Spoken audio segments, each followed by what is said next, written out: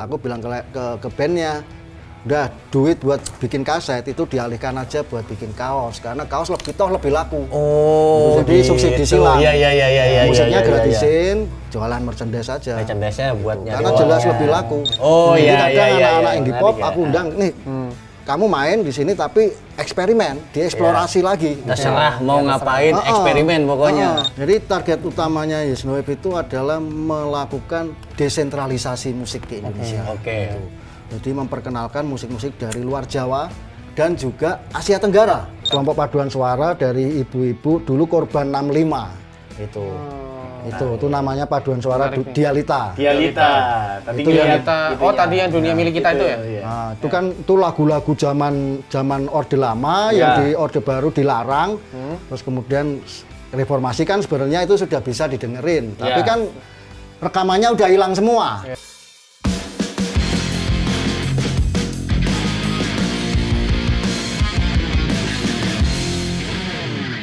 Halo teman-teman, masih di Comfort Talks Jam Besuk. Kita masih ada di Yogyakarta. Jogja ini terkenal akan keberagaman musiknya.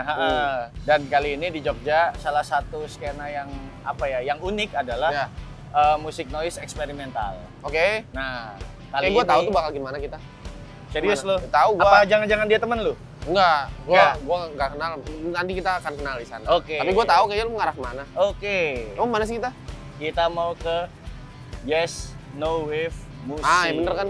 Kita akan segera menuju ke Yes No Wave. Yes No Wave. Tapi sebelum itu seperti biasa teman-teman jangan lupa follow Instagramnya Comfortzone di @comfortzone.id dan di YouTube-nya Comfortzone Space ID.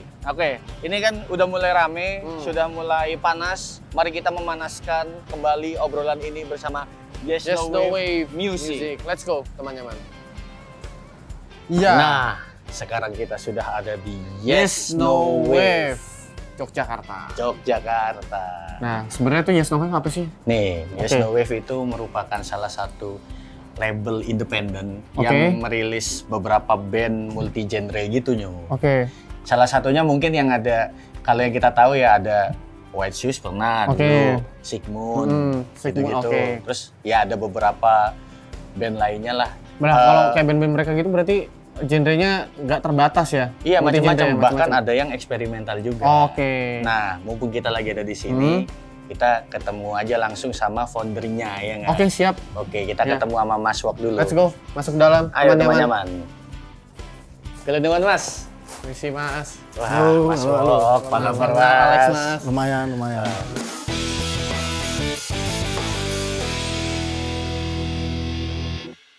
Nah, kita sekarang lagi bareng sama Mas Wok dari Yes No Wave. Nah, sebenarnya boleh maksudnya untuk pengenalan dulu kali ya Mas? Iya. Yes No Wave itu kan berdiri sejak kapan tuh Mas? 2007. 2017 tahun. Oh, berarti sama kayak kemarin kita datang ke House ya? Iya. Nah, itu gimana sih Mas? Maksudnya proses berdirinya Yes No Wave pada tahun 2007 itu? Itu kan awal-awal kayak CD kaset itu udah mulai ditinggalkan ya, udah mulai nggak laku lah. Anak-anak penggemar musik udah mulai nggak beli. Mulai luntur lah ya. Terus kemudian ya dibagiin gitu. Dan cara mendapatkannya kemudian kan ya kalau nggak download, malas download, terus kemudian ya minta. Apa ya benar. Bawa hard disk kalau Iya benar. Mana dong, bagi dong. Nah waktu itu kan warnet juga sudah mulai kencang dan mulai banyak banget gitu. Nah, setelah pikir-pikir gimana ya, misalnya ini file musiknya ini distribusinya udah digital aja gitu. Orang bisa download gratis tapi legal. Sebelumnya kan ilegal ya. Tapi ini legal. Ini beneran langsung sama artisnya, sama bandnya gitu yang udah sepakat nih.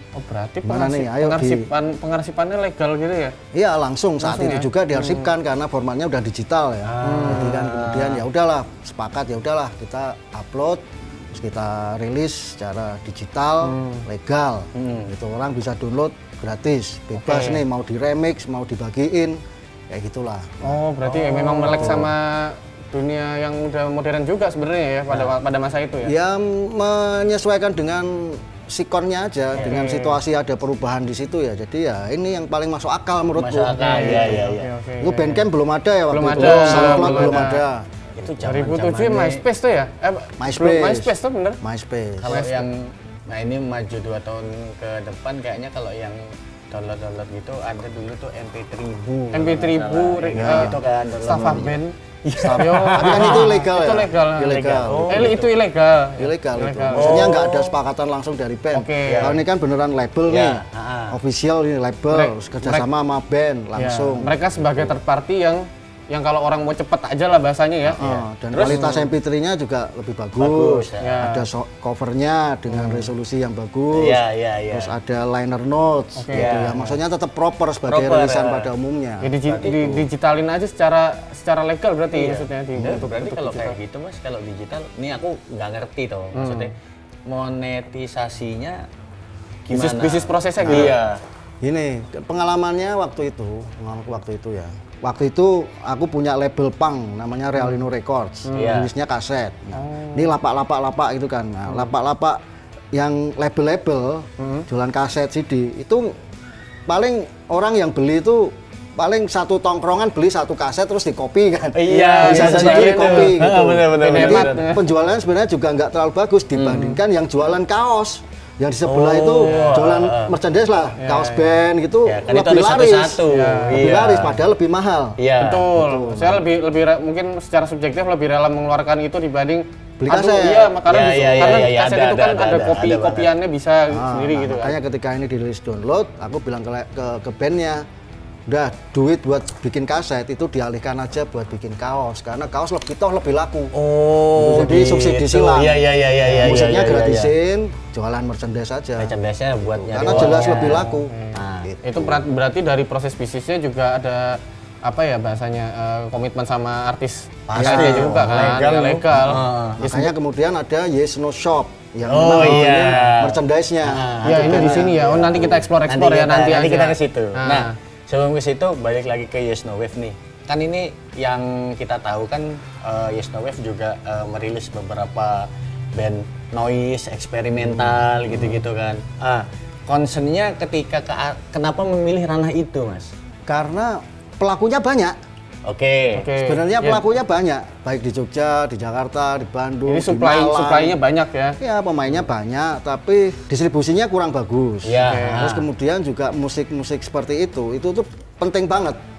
Penting banget itu secara tidak langsung sebenarnya, kalau menurut pengalamanku, itu memberikan pengaruh yang besar di genre yang lain. Misalnya nih konteksnya waktu di Jogja awal 2000 sampai 2006 itu banyak banget band noise eksperimental di Jogja. Lalu 2006 sampai 2010 itu pada kayak nggak aktif gitu. Band-band itu nggak aktif, nggak tahu kenapa ya, pada sibuk sendiri-sendiri atau apa. Pokoknya jadi nggak aktif, acara hampir nggak ada.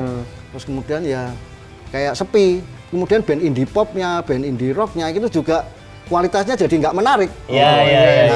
Tapi itu waktu itu aku kayak wah ini mungkin ada pengaruh nggak ya? Coba deh tahun 2010 aku bikin Yes No Club. Itu untuk bikin gigs. Bikin gigs khusus musik eksperimental. Gitu. Dan yang aku undang nggak hanya musisi eksperimental, siapapun aku undang tapi untuk bereksperimen. Jadi kadang anak-anak indie pop aku undang nih. Kamu main di sini tapi eksperimen, dieksplorasi lagi. Terserah mau ngapain, eksperimen pokoknya. Lambat laun kok jadi genre yang lain jadi lebih menarik gitu. Memang penting ya untuk sebenarnya eksperimental itu kan sebenarnya bukan genre musik, itu sebenarnya metode. Benar. Itu kan sebenarnya metode menciptakan lagu, memainkan musik gitu kan. Jadi kan itu kamu boleh eksplorasi lebih gitu. Tanpa melihat pasar gitu. Jadi lebih ke apa ya, kekaryaannya gitu. Itu sih sebenarnya. Lagi pula kan ya sebenarnya juga meskipun musiknya macam-macam tapi setidaknya punya garis apa ya kayak benang merahnya. Itu musiknya tuh pasti kayak gini nih. Musiknya yang unik, punya karakter yang kuat gitu. Jadi ketika ada band yang mau masuk ke Yes No Wave itu juga seharusnya sudah tahu seleranya tuh kayak gini gitu. Karena tidak hanya selera ya, selera itu kan kemudian mempengaruhi siapa yang publik yang mengkonsumsi Yes No Wave gitu. Makanya kalau banyak demo masuk ke aku gitu kalau ini dari profilnya aja udah ini nggak cocok, nggak aku dengerin. Kadang-kadang kayak gitu. Berarti proses kurasinya tuh Gimana Mas? Maksudnya berdasarkan selera pribadi atau gimana? Selera pribadi pasti. Dan kalau aku memang selera pribadi dan selera pribadinya kayak apa ya aku suka yang unik, yang punya karakter yang kuat gitu. Sebenarnya kalau si Yes No Wave itu prinsipnya gimana sih kalau dulu bentuk net label itu sendiri? Prinsipnya itu gimana? Prinsipnya sebenarnya net label itu kan tentu saja digital. Ya, pasti. Digital, menggunakan distribusi internet, berarti digital. Terus kemudian pemahaman digital yang demokratis, artinya bahwa ini bisa diakses oleh siapapun, boleh diremix oleh siapapun tanpa menggunakan copyright, menggunakan berarti free to exploit. Iya, eksploitasi bebas gitu ya? Eksploitasinya bebas tapi dengan konsen. Oke, iya konsen tuh maksudnya dengan konsen, izin misalnya. Seperti itu. Ya misalkan aku buat bandku gitu, terus ngambil beberapa sampel dari net labelnya itu boleh, tapi aku akan harusnya etikanya adalah harus ngomong dulu harus aku izin ya wajib gini. Untuk izin terus kemudian dicantumkan di kredit benar beberapa part dari lagu ini adalah diambil dari misalnya lagu ini dicantumkan artisnya siapa. Iya sih, itu tidak bukan untuk mengapresiasi juga kan? Pasti, itu bentuk apresiasi. Pasti. Karena bentuk apresiasi tidak hanya sekedar moneter. Betul. Ya. Kamu harus bayar nih untuk dapetin lagunya dia, nggak hanya gitu. Nggak sebatas itulah. Justru di sini yang dilupakan itu kredit. Iya sih. Itu kan selalu bermasalah. Jadi net label intinya di situ. Distribusi bebas, ajang berbagi, terus kemudian lagu remix yang sudah dibikin kalau menghasilkan uang ya dibagi. Royalti. Jangan dipakai sendiri. Iya benar. Itu aja sih sebenarnya. Nah terus Mas, kalau kita lihat kan Yes No Wave ini merupakan salah satu stage kontributor ya di Pesta Pora tuh tiap tahun ya Mas ya sekarang ya. Selalu hadir gitu maksudnya selalu ada ya. Nah apakah itu merupakan salah satu pencapaian? Kalau iya, ini udah tercapai nih yang di Pesta Pora. Terus mau bikin apa lagi Mas? Sebenarnya ya aku seneng banget sih. Maksudnya Yes No Wave kemudian diajakin sama Ucup di Pesta Pora. Ya. Di situ kemudian bisa memberikan kontribusi ke penonton yang umum gitu. Misalnya penggemarnya Indul gitu. Gitu kan datang terus ini ada panggung apa? Oh ada musik seperti at least suka atau tidak suka, at least tahu. Oh ada musik seperti ini. Musik seperti ini di Indonesia. Apa sih ini? Iya. Suka nggak suka itu nanti. Iya. Yang penting belakangan bikin orang itu. curious saja. Oh ini. Oh ada yang musik kayak gini ya. Terus menginspirasi misalnya kayak gitu. Itu sih. Apakah sudah tercapai semuanya? Belum. Baru 3 kali. Jadi target utamanya Yes No Wave itu adalah melakukan desentralisasi musik di Indonesia. Oke. Jadi memperkenalkan musik-musik dari luar Jawa dan juga Asia Tenggara. Oke, lebih luas lagi. Yang selama ini juga nggak pernah berhubungan langsung. Pengennya kalau band internasional selalu dari Amerika, dari Inggris, Eropa, gitu-gitu. Padahal yang deket-deket juga banyak. Iya benar. Dan masih serumpun. Kenapa nggak ini? Makanya kemudian aku mengajak juga dari Asia Tenggara untuk bergabung gitu. Aku undang nih dan akan aku lakukan terus-menerus sampai kemudian ini penggemar musik di Jawa ini juga sudah mulai terdesentralisasi bahwa mulai menggemari nih musik-musik dari Aceh, dari Padang Panjang, dari Pontianak, dari Makassar, dari Manado, dari Ambon kayak gitu. Itulah. Makanya kemudian ya hasilnya sudah mulai terlihat lah. Misalnya dari Synchronize atau Joyland kemarin sudah mulai ada kan. Dari luar Jawa, dari Asia Tenggara, juga dari Malaysia, dari Filipina. Wah itu merupakan ini ya, insight yang bagus ya, teman-teman ya. Difasilitasi Pak. Iya asli, maksudnya kalau aku ngelihat karakternya Mas Wok ini kan explore banget. Iya. Nah ngomongin explore, gimana? Sekarang kita bagaimana kalau kita explore? Iya nih kita udah kita kan udah ngobrol-ngobrol nih. Yuk kita. Ayo Mas. Kesana yuk. Yuk teman-teman, let's go. Mantap. Wih, silakan. Tempatnya emang kecil ini. Tokonya kecil tapi bermakna Mas ya. Nah, ini. Oh. Berarti pengarsipan dari tahun 2007 ini. Ya, ini banyak ya barang-barang staffnya ini sebenarnya ada yang titipan juga. Gitu. Macam-macam dari label-label lain. Gitu. Yang di sini CD-CD ini banyak kan kayak punk, metal gitu. Ini ada petaka Kalau juga. nah kalau kaset-kaset yang di sini lebih banyak musik eksperimental. Oke. Ada hal yang menarik juga tadi. Litong sempat nanya itu D dicoret apa itu? Ternyata jawabannya ada jawaban di balik logo D dicoret ini kan Yes No Shop. Kata Mas Wok ini ceritanya. Ini kan Yes No Shop. Kita D itu artinya donasi. Ya, itu logonya Yes No Shop itu huruf D ada 2 strip. Nah, itu tuh artinya donasi tapi sebagai dengan mata gaya uang. sebagai mata uang. Oke. Menarik loh, apa filosofinya Iya. ini. Ya di sini tuh tadi gue lihat ada beberapa apa ya Nyo ya, merchandise yang menarik sih. Tinggal nanya size-nya aja kan besar nih gua. Iya. Ini yang kemarin nih. Yang kemarin Yes No Club, Club, Pestapora.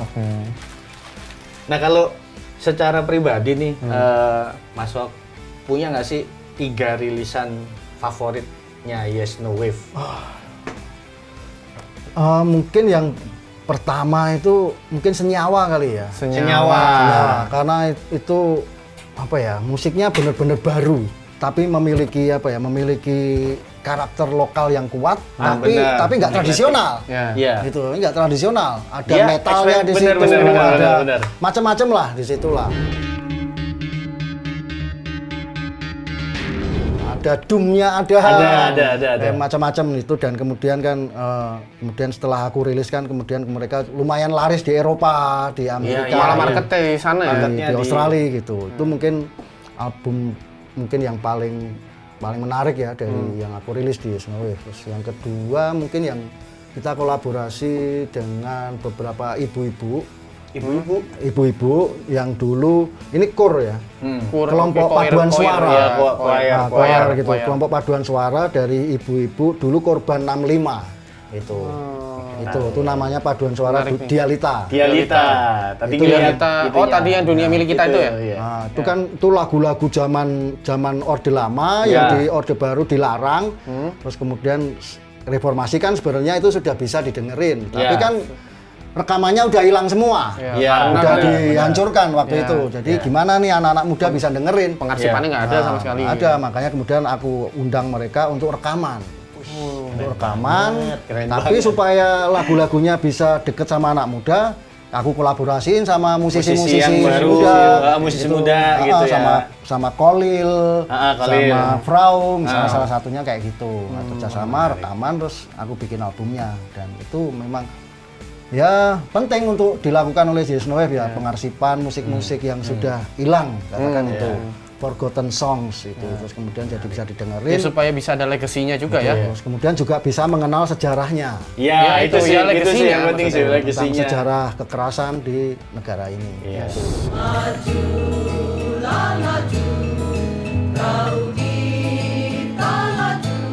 Nah, berarti tadi Senyawa, Dialita. Satu lagi apa? Satu lagi itu musik elektronik dari Bali, namanya Gabber Modus Operandi. Tahu. Siapa yang nggak tahu? Itu waktu pertama dengerin tuh yang, wah ini teknonya Indonesia ini, gitu. Tanpa harus terdengar tradisional, tapi ada instrumen lokal. Jangan sebut tradisional, tapi lokal gitu. Yang kuat dan cocok banget di musik tekno gitu. Dan mungkin kalau bisa nambahin satu itu ya album pertamanya Frau ya. Frau. Itu juga saya sangat bangga banget bisa merilis album itu. Wah. Gitu. Nah, terus tadi kan udah nih 3 rilisan. Nah, kalau sekarang 3 momen yang paling berkesan selama Yes No Wave berdiri. Momen ya. Iya.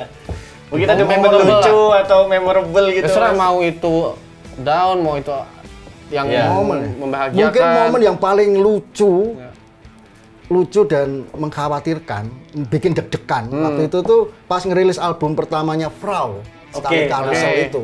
Gimana itu? Nah, pas mau upload nih, itu internet di rumahku down, mati lampu lah. Mati listrik, dan itu udah harus di-upload saat itu juga. Tahun berapa itu, Mas? Major ini jatuhnya. 2000 berapa ya? 2012. Lupa lah. Terus piye itu? Nah, terus kan nyari warnet nih, aku sama manajernya si Goofy. Wah, gimana kita harus nyari warnet itu? Kita harus cari warnet nih. Cari warnet tuh ada satu warnet lambat banget gitu. pindah lagi. Pokoknya hari itu kayak sial banget lah. Iya. Kayak sial banget lah hari itu tuh. Sampai akhirnya ya nemu kemudian warnet gitu yang udah tutup sebenarnya. Kita dodok, kita ketuk, tolong dibuka. Malam. Pagi-pagi. Mungkin jam 3 pagi. Sumpah dini hari, itu, Cuk. Wah, pokoknya akhirnya untungnya orangnya gelem, operatornya ya udahlah mau lah buka, terus itu kita upload dan untungnya berhasil. Berarti buat mas-mas warnet yang menonton ini Anda sangat berjasa. Anda berkontribusi untuk menghasilkan musik Indonesia. Ada lagi Mas mungkin ini momen yang lain ya mungkin ya Dialita itu tadi ya. Dialita itu yang memang sangat sangat menyentuh banget lah. Menyentuh sih. Dan ini satu hal yang penting waktu bertemu mereka itu langsung kayak ini tuh aku kayak harus nih ngerilis mereka. Aku langsung nanya, punya rekaman nggak? Nggak punya. Wah, gimana caranya? Aku harus nyariin duit supaya bisa rekaman dan diproduksi. Dan itu ketemu dengan mereka, terus kemudian menemani rekaman sampai kemudian jadi dirilis, bikin CD-nya, kemudian bikin pertunjukannya, itu momen yang sangat menyentuh. Rekamannya di Jogja. Di Jogja. Semuanya proses di Jogja. Okay. Mereka tinggal di Jakarta, kami usung semuanya ke sini. Dan itu proses yang nggak gampang karena udah ibu-ibu tua-tua. Iya. Maksudnya directnya ya butuh pendekatan yang berbeda, butuh pendekatan hospitality yang berbeda juga. Iya sih. Bahasanya tuh harus harus sesuai lah gitu. Nah, itu tadi momen-momen keseruan dan album-album yang berkesan dari Mas Wok. Sekarang kita tuh mau ini Mas, biasanya kalau di segmen ini tuh kita punya quick question yang dijawab dengan cepat. Gitu. Oh gitu. This or that. Gitu Mas. Jawab cepat aja nggak apa-apa. Oke. Gitu. Oke, yang pertama deh. Kita mulai This or that bersama Mas Wok. Yang pertama, Nusa Sonic atau Noise Fest? Nusa Sonic dong. Wes. Yang kedua Mas, dengerin demo atau scouting di gigs? Scouting di gigs. Mantap. Oke. Self release atau lewat label? Self release. Raja Kirik atau Zoo? Bingung. Zoo. Oke. Sebutkan satu nama musisi Yes No Wave yang harus didengerin oleh teman nyaman. Mother Bank. Yang terakhir nih Mas, satu kata buat Comforted Talks Jambesuk. Satu kata. Mendengarkan. Valid.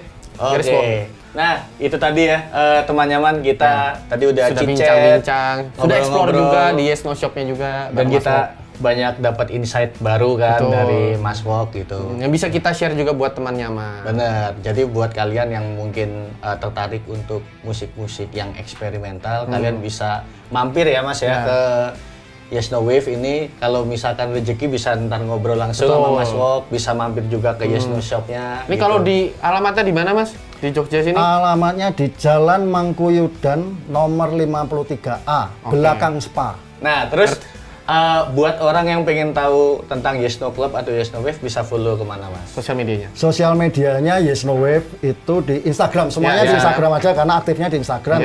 Itu untuk label itu di Yes No Wave Music. Yes No Wave Music. Kalau untuk gigs itu Yes No Club. Yes No Club. Nah, ini kita untuk juga tokonya atau merchandise-nya itu Yes No Shop. Wah, ini itu pokoknya mudah dihafal tuh. Kita kalau misalnya bingung gitu, ini ada di sini nih, pokoknya kita cantumkan. Yoi. Dan juga jangan lupa ya, kita juga akan ada Underroots, Comforted Underroots di tahun ini juga. Benar. Jangan lupa datang, saksikan band-band underground yang akan tampil di Comforted Underroots. Benar. Untuk infonya nanti kalian bisa kepoin di Instagramnya Comfortezone. Di mana nyo? Di @comfortezone.id. Ya, dan juga di YouTube-nya Comfortezone spasi ID.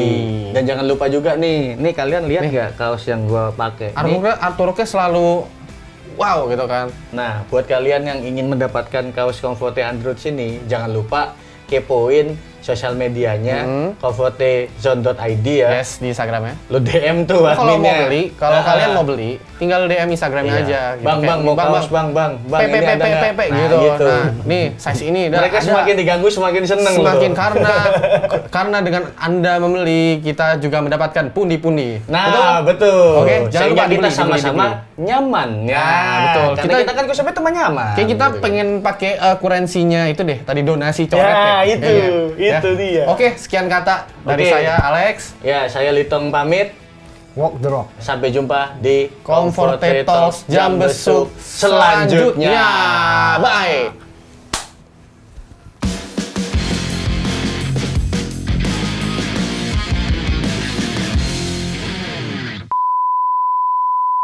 Dapat ini aja Mas. Jadi oke. Lu tadi lama banget masuknya. Satu kata. Satu kata. Banyakin dengeran. Sorry, ulangi.